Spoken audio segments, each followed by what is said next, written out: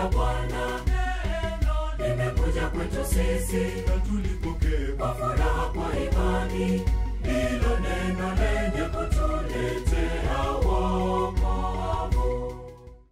Karibu mpendwa msikilizaji na mfuatiliaji wa St. Gaspar Media katika kipindi cha tafakari ya injili ya siku. Leo Ijumaa, juma la pili la Majilio, kipindi cha mwaka A wa kanisa. Masomo yetu ya leo, somo la kwanza linatoka katika kitabu cha nabii Isaya sura ya 48 aya 17 hadi ya 19, na somo la injili ilivyoandikwa na Mathayo sura ya 11 aya 16 hadi ya 19. Karibu tusikilize injili. Somo la injili takatifu kama ilivyoandikwa na Mathayo.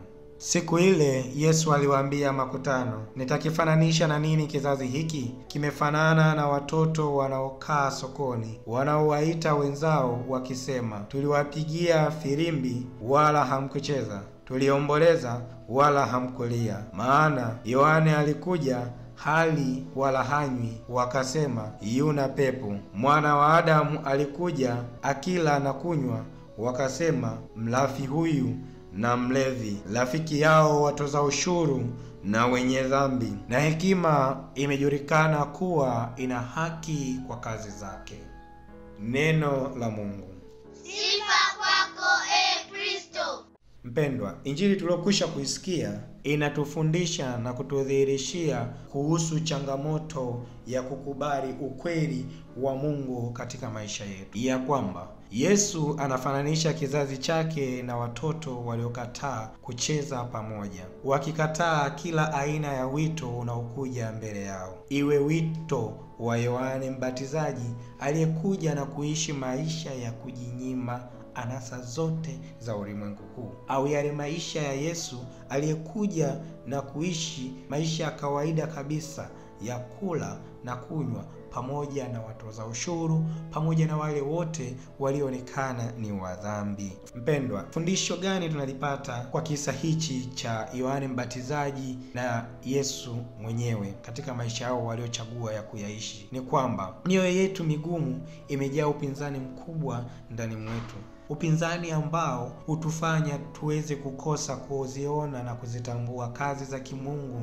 ndani mwetu, na ndani zaidi ya maisha yetu tunashindwa kutambua neema na baraka nyingi zinazokuja katika maisha yetu kwa sababu ya upinzani uliomo ndani mwetu. Kama vile mfano wa watoto hawa wanavyokataa kucheza pamoja, iwe katika harusi, iwe katika kilio, vivyo hivyo ni mfano wa Wayahudi wanavyoikataa injili, wanavyoikataa ile habari njema ya wokovu iliyotayo na Mungu mbele yao. Mpendwa, mfano wa Wayahudi hawa ni mfano wa mimi na wewe pia. Kama vile Wayahudi walivyoweza kuikataa injili, walivyoweza kuikataa habari njema ya wokovu iliyoletwa na Mungu mwenyewe kwa njia ya Yohane Mbatizaji na Yesu, ndivyo mimi na wewe leo hii tunajikuta tukiikataa habari njema ya wokovu katika maisha yetu.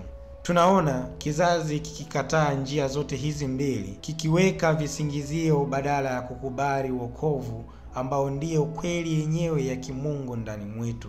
Mpendwa, ni mara ngapi basi tujiulize tunakuwa tukiweka visingizio mambo yote ya kimungu? Ni mara ngapi tumeweka visingizio katika kuijongea sakramenti ya upatanisho, sakramenti ya kitubio? Ni mara ngapi tumeweka visingizio kumpokea Yesu Ekaristi?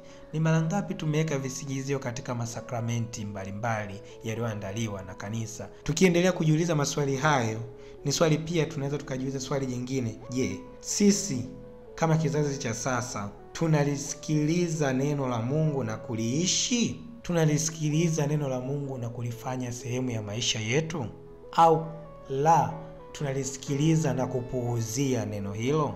Mpendwa, kumbe leo ni mwaliko kwetu sisi sote kulisikiliza, kulielewa, kulitafakari, kulisadiki na kuliishi na kujiruhusu kustawi katika neno hilo ambalo ndiyo wokovu wetu. Kwa maana tunaambiwa Mungu daima hatoshindwa na wala hatokoma kuendelea kuandaa mradi wa ukombozi katika maisha yetu. Mpendwa msikilizaji, tukiendelea kutambua kuwa tupo katika kipindi cha Majilio, kipindi ambacho tunangojea ujio na kipindi ambacho tunangojea ujio wa pili wa kuzaliwa Mwokozi wetu Yesu Kristo. Kumbe tuombe neema na nguvu ya Mungu Roho Mtakatifu katika kuondoa upinzani wa namna yoyote ile ndani ya mioyo yetu. Na Mungu Roho Mtakatifu atuongoze basi tuweze kuijongea sakramenti ya upatanisho, yaani kitubio, ili kusudi tuweze kusafisha roho zetu na mioyo yetu kwa kwenda kuziungama dhambi zetu, na roho zetu ziwe safi, ili basi tumkubali atakapokuja tena kwetu sisi kama ujio wa pili, kuwa ndiye Masia wetu, na ni kwa njia yake na kwa njia yake tu ndiyo sisi tunapata kukombolewa. Ninakushukuru kwa kutafakari pamoja nami injili ya leo. Niliyekuletea tafakari hii ni mimi Frateri Jackson Silayo wa shirika la wamisionari wa damu takatifu ya Yesu kutoka seminari kuu ya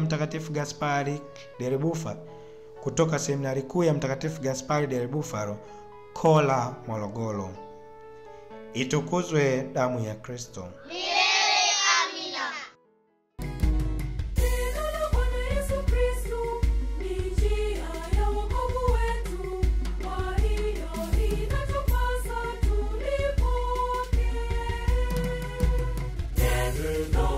Bwana, nimekuja kwetu sisi na tulipokee kwa furaha.